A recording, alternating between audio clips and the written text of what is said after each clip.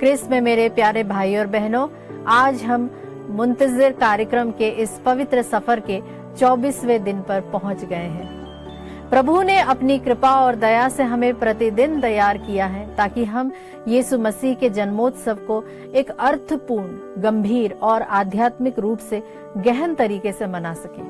आइए आज भी हम अपने हृदय को वचन के सामने खोलें और प्रभु की शिक्षा को विनम्रता से ग्रहण करने की कोशिश करें। मैं प्रभु का धन्यवाद करती हूँ कि हम मुंतजिर कार्यक्रम के द्वारा इस आगमन के सफर में इतने दिनों तक एक साथ बढ़ पाए। आज का विषय जो हमने लिया है वह है, आओ बालक यीशु के लिए चरनी बनाए।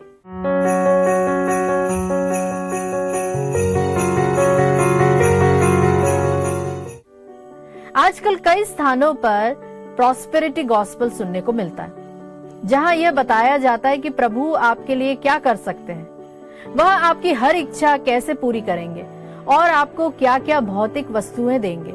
लेकिन बाइबल हमें एक अलग ही सत्य बताती है। मैं प्रभु का धन्यवाद करती हूँ उन अच्छे और सच्चे विश्वासियों के लिए जो इन दिनों शरीर से अधिक आत्मा की बातें सोचते हैं, जो पैसे से अधिक अभिषेक से प्रेम करते हैं, जो बड़े घरों से अधिक प्रभु की उपस्थिति को मूल्य देते हैं और जो पृथ्वी पर नहीं बल्कि स्वर्ग में अपना घर बनाना चाहते हैं। यह वास्तव में सराहनीय है। प्यारे मित्रों, आज मैं विशेष रूप से सभी युवक युवतियों से एक महत्वपूर्ण सेविकाई के बारे में बात करना चाहती हूँ और विश्वास करती हूँ कि हर सेविकाई की शुरुआत यहीं से होती है।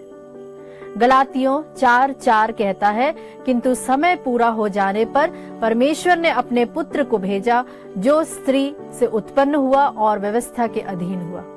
आप जानते हैं कि प्रभु ने हमें छोड़ने से पहले ही हमसे प्रेम किया। जब हम बंधन में थे, जब हम गलत आदतों में थे, जब हम अपनी शारीरिक अभिलाषाओं को पूरा करने के लिए गलत जीवन जी रहे थे, तब भी बाइबल कहती है कि वह हमसे उतना ही प्रेम करता था। पहली सच्चाई यह है कि परमेश्वर हमसे प्रेम करता है जैसे कि हम हैं। हम अच्छे बनने के बाद उसके पास नहीं आए, उसने हमसे प्रेम किया, इसलिए उसने हमें छुड़ाया। और उसके वचन में लिखा है कि उसने हमें, मतलब ईश्वर ने हमें याजक बनने के लिए बुलाया है। प्यारे मित्रों, याजक कौन होते हैं? पुराने नियम में याजक जो होते हैं वो लोगों के बलिदान को ईश्वर के सामने लाते थे, उनके लिए मध्यस्थता करते थे, फिर लोगों के सामने खड़े होकर ईश्वर का स्वरूप और उसका वचन बताते थे। आज हम बलिदान नहीं चढ़ाते क्योंकि यीशु मसीह स्वयं हमारे लिए एक बार का परिपूर्ण बलिदान ठहरे हैं।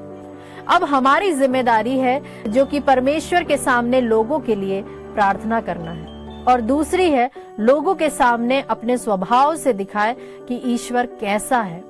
आज मैं आपसे एक प्रश्न पूछना चाहती हूँ, क्या आप दूसरों के लिए प्रार्थना करते हैं? कई बार कोई मिलते हैं और कहते हैं मेरे लिए प्रार्थना कीजिए, या फिर बहुत सारे व्हाट्सएप ग्रुप्स है जहाँ पर कई सारे प्रार्थना निवेदन आते हैं। क्या हम उनके लिए प्रार्थना करते हैं? बाइबल बताती है जो छोटी बातों में विश्वास योग्य नहीं पाया जाता वह बड़ी बातों का अधिकारी नहीं बनाया जाएगा।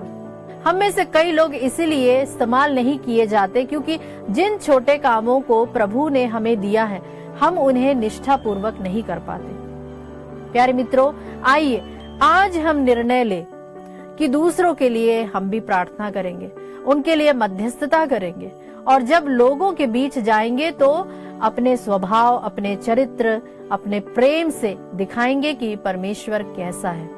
इस प्रकार हम प्रभु के लिए एक योग्य चरनी बन सकते हैं जहां स्वयं प्रभु यीशु जन्म ले सके और वहां पर बस सके।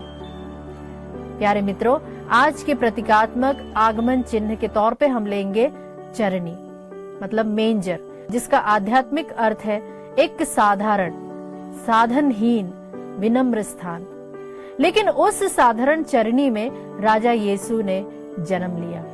चरनी हमें सिखाती है कि प्रभु घमंड में नहीं पर विनम्र हृदय में जन्म लेते हैं। पवित्रता और सरलता वही सच्ची आराधना है। प्रभु का जन्म उस व्यक्ति के जीवन में होता है जो तैयार है, चाहे वह कैसा भी हो। आज हम भी अपने हृदय को एक चरनी की तरह तैयार करें, विनम्र, पवित्र, प्रेम से भरा और दूसरों के लिए प्रार्थना करने वाला। प्रभु का वचन कहता है, यह आप लोगों के लिए पहचान होगी, आप एक बालक को कपड़ों में लपेटा हुआ और चरनी में लिटाया हुआ पाएंगे। प्यारे मित्रों, यदि इस संदेश ने आपको आशीष दी या किसी बात ने आपके हृदय को छू लिया या आपको ईश्वर के और भी नजदीक ले आया है, तो कृपया कमेंट बॉक्स में लिखें आप अपना नाम, अपने शहर या राज्य का नाम और कौन सी बात ने आपको छुआ या आपको आशीष प्रदान की। आपकी गवाही किसी और के लिए आशीष का कारण बन सकती है। आप सबों को पुनः मेरा प्यार भरा जय यीशु।